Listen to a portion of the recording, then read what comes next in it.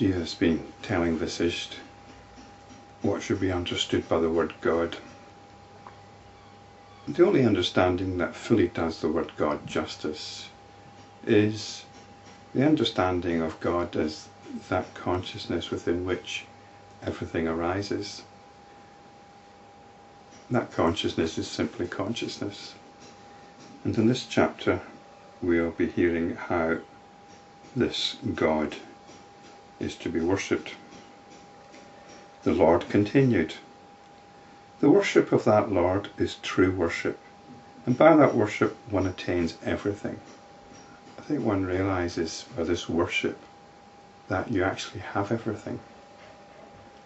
He is undivided and indivisible, non-dual, and not fashioned or created by activity. He is not attained by external efforts.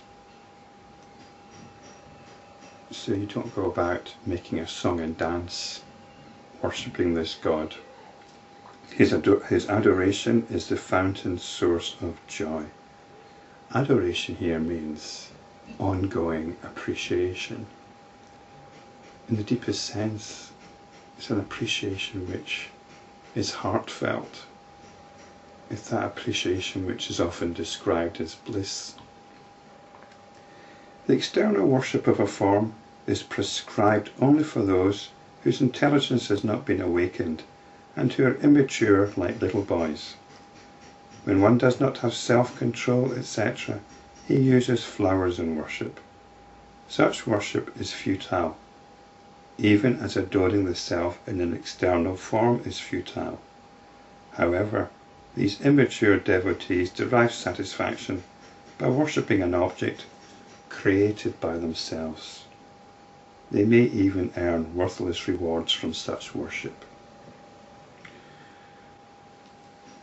I was watching a documentary program about the Quran, the holy book of the Muslims. They believe this book is the Word of God, just as the Jews believe their book is the Word of God and the Christians believe their book is the Word of God. All I saw were notions, people creating these notions, often very contradictory ones within the same faith, and somehow believing that these notions have external validity or external validation. It was quite shocking to see, actually, how all these things are created by the mind, how these notions of God, of the Word of God, are created by the mind, and how so many subsequent notions, often mixed up with cultural attitudes, are somehow taken as having absolute status. It was terrifying and disturbing to realize that this is how most of the world is. I shall now describe to you the mode of worship appropriate to enlighten people like you. The Lord fit to be worshipped is indeed the one who upholds the entire creation, who is beyond thought and description, who is beyond the concepts of even the all and the collective totality. So whatever we say about this Lord is provisional, it's notional, and we should not hang on to it as some kind of truth. He alone is referred to as God, or she even, who is undivided and indivisible by space and time, whose light illumines all the objects, who is pure and absolute consciousness. He is that intelligence which is beyond all its parts, which is hidden in all that is, which is the being in all that is, and which robs all that is of their being, i.e. which veils the truth. It's the cognitive process. So this consciousness is not only everything, it's that tendency within itself to conceptualize and to veil its own nature from itself. This Brahman, here it's called Brahman, is in the middle of being and non-being. It is God, and the truth that is indicated as Om. It's a little bit it can be a bit confusing. It can be a bit confusing to say that it's in the middle of being and non-being. That seems to presuppose there are three things: being, non-being, and Brahman. It's rather like saying that a coin is made up of two sides. There's the head side, the tail side, and the coin in the middle. But there's only the coin.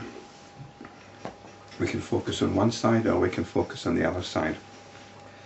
So we can focus on Brahman, or we can focus on notions of existence or non-existence. But it's all Brahman. It exists everywhere, like the essence in a plant. That pure consciousness which is in you, in me, and in all the gods and goddesses alone is God. Holy One, even the other gods endowed with form are indeed nothing but that pure consciousness. The entire universe is pure consciousness. That is God, that all I am. Everything is attained from and through him. That God is not distant from anyone, O Holy One, nor is he difficult to attain. He is forever seated in the body, and he is everywhere like space. It might seem strange to say that he's seated in the body, but this is how we have access. We turn our attention from the world out there to the body and then to itself. If we didn't have bodies, it would be very difficult for there to be liberation. So we don't get the idea that he's just in the body. We're also told he's everywhere like space, because Brahman is what everything arises within. He does everything. He eats, he holds everything together. He goes, he breathes, he knows every limb of the body. He is the light in which all these limbs function and all the diverse activities take place. He dwells in the cave of one's own heart. He transcends the mind and the five senses of cognition.